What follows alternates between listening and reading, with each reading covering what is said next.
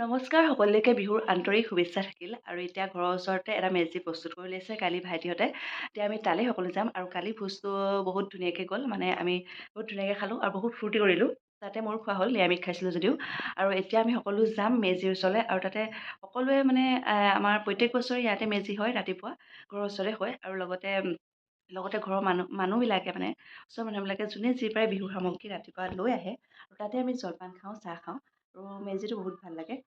আজি আপোনালোকক দেখাম ৰাতিপুৱা তাত কি কৰা হয়। মই যে খাব নোৱাৰো কি কৰে